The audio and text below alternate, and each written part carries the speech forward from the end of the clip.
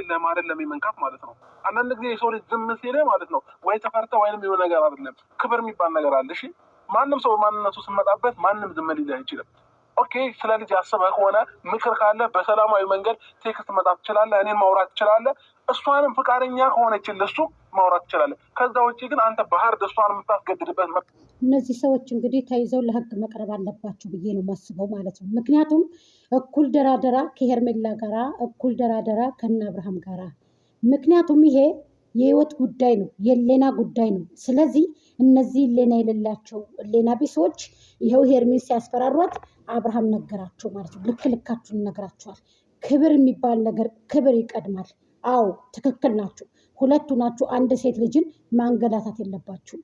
ገባችሁ? ምክንያቱም ሌላ ሚስት አግብቶ ያ ወንድ ልጅ ከሌላ ከእንጀራ እናቱ ጋር ያንን ልጅ ወስዶ ማሳደግ መብቱ ስለሆነ ልጁን የሚያዙበት አብርሃምና ደመቁ ናቸው። ላኪን ግን ደመቁ አልፈልግም ይህን ልጁ ሰድልኝ ካለችው ይዞ ሂዶ በቃ እያሳደገ ነው ከሄርሜላ ጋር። ምን አድርግ ነው የምትሉት? ልጁን ተይዛችሁ ተቆፍድዳችሁ ለህግ መቅረብ አለባችሁ።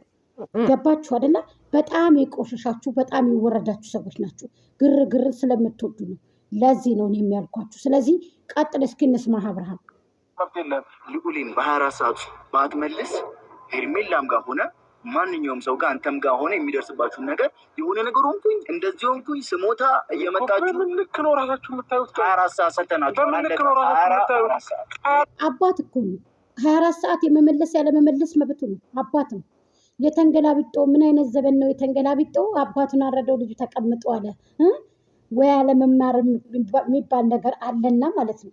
ደንቆሩ ናችሁ። ስለዚህ ይሄ የደናቁርት ወሬ ነው የምታወሩት። የተደናቆረ የተደናበረ ልክ እንደ ሩታ የምትከተሏት ደንቆሮ ስለሆነች የምታዩት ከሷ ስለሆነ ወሬ ልችሉም አትችሉም። አቢላን ጥሩት።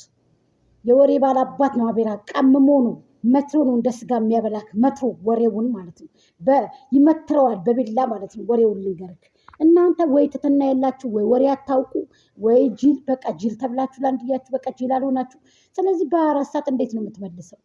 የደመቁ ሊደመቁ ምን ስለሆነች። ለማንኛውም ተይዛችሁ ለህግ መቅረብ አለባችሁ። ለህግ ገባችሁ? ይቺ ታልቅስ እንጂ ይቺ ምን ስለሆነች ነው ሩታ ምን ስለሆነች ነው ለእሷ ልጁ 24 ሰዓት የሚመለስለት? አባት ነው። አባትነትን ድርሻ ይወጣ።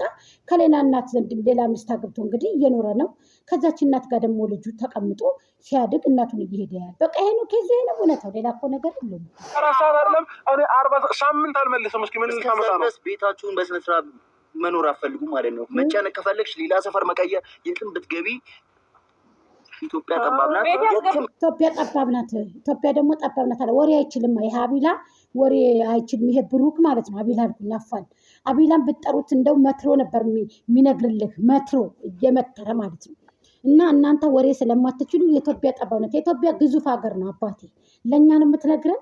ለመዳም ቅመም ለአረብ ሀገር ሴቶች ለአውሮፓ ሌሎቹ ሀገሮች ስላሉ ነው እንደ የምትነግረን።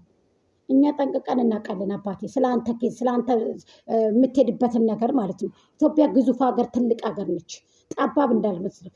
ኢትዮጵያን ዳሰክ አብርሃምን ልታገኙ እሱ አዲስ አበባ እንኳ ተቀምጣ ሂደህ ፈልግ ብትባል እኮ እንጠጦ ባርክ እኮ ደርሰህ አትመጣም። ሂድ ወደዛ። እኔ እንደዚህ አይነት ሰው አይመችም።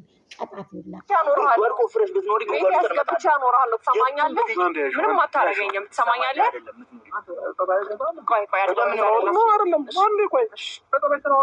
እንደፈለክ ማድረግ ይችላል እኮ እየነገርኩህ ነው። እኔም አንተ ላይ እጅ ማንሳት አልፈልግም። ይሄ የሆነ የህፃን ስራ የምትሰራውን ነገር ታቆማለህ። ማን ስለሆንክ ነው የምታስፈራራት? እግዚአብሔር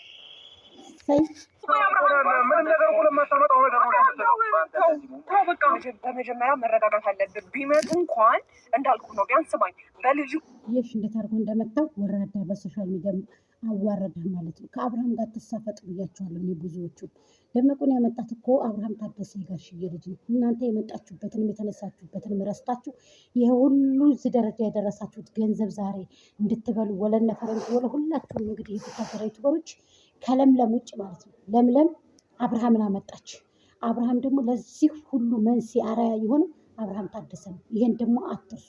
እሱን አይተው እሱ እንደዚህ አድርጉ እንደዚህ አድርጉ እያላችሁ ነው ሁላችሁም ስትመጡ የነበረው ማለት ነው። ብሩክ ዝም ብለት ነው አሁን ፈንጠር ያደረገ ማለት ነው። ስለዚህ ዝም ብለን ቅሌታ ማለት ነው። ስለዚህ ውሻ በቀደደው ጅብ ይገባል። ያው የተሞዳሞድክ ነው እንጂ አንተ ሩታን ወዳሃት ምናምን አለ። አባት እኮ ነው። እንዴት ነው የምታስበው አንተ? ልጁን ለማን አምኖ ነው የሚሰጠው? አባት እኮ ነው። አባት ስለሆነ ልጁን የመውሰድም መብቱ ነው፣ የማየትም የመደበቅም መብቱ ነው። እናቲቱ ደግሞ ውሰድ ብለው ነው፣ አልፈልግም ብለው ነው። ለመተኛትም ሌላ ጎረምሳ ጋራ እንድትጫወት ፈልጋ ነው እንጂ ሌላ ነገር እኮ አይደለም እኮ። ስለዚህ ለምንድን ነው የምትሞዳሞዱት? አንቀህ እስር ቤት መኖር አለብህ። እነዚህ ልጆች እነዚህን ሰዎች አብርሃም ማለት ነው አንቃችሁ ማለት ነው። ጉዳይ ምንም እንደማይመለከታቸው ነው ማሳወቅ ያለብህ እንጂ በእናትህ እጅ ቢያንስ ለማንሳት እንዳትሞክር። አዳምጠኝ በደንብ አንዴ። እነሱ ጉልበታቸውን ተጠቀሙ፣ አንተም ጉልበት ተጠቀም። ምንም የሚፈጠረው ነገር የለም። ምን ስለሆኑ ነው እነሱ? እኮ እሺ ቢያንስ ተረጋጋ አንዴ። መንገድ ላይ አስቆመዎች መንገድ ዘግተው እስከ ማለት ድረስ የሚደርሱ ነው። ደውለውልኝ ወይ ፈቅጄ አይደለም ያገኘኋቸው አይደል? ሰፈሬ ድረስ መጥተው ነው። ስለዚህ እነዚህ ወጠጤ ናቸው፣ ተዋቸው። ግን ደግሞ የምፈልገው ነገር ምንድን ነው? ልዑል ቢያንስ ባለበት እንኳን በስትክክል እንዲኖር ፈልጋለሁ። ገባ? እነሱም ሄርሜላ እኮ የንግግር ምሁራን እኮ ናት፣ የንግግር ምሁር እኮ ናት። እናቲቱ ደግሞ ይህን ማድረግ አልቻለችም። ገባችሁ? እናትነት ቢሰማት ኑሮ ሩታ ልጇን ደብቃ ከሶሻል ሚዲያ አርቃ ታሳድግ ነበረ። ገና በጩጭነቱ ሶሻል ሚዲያ ላይ አመጥቶ መዘርጋት ማለት ይህን ልጅ ፈልጋል። ለምን? ጥቅመኛ ስለሆነ ገንዘብ ስለምፈልግ ማለት ነው። ለማንኛውም ላይክ፣ ሼር፣ ኮሜንት፣ ሰብስክራይብ አድርጉ ማለት ነው።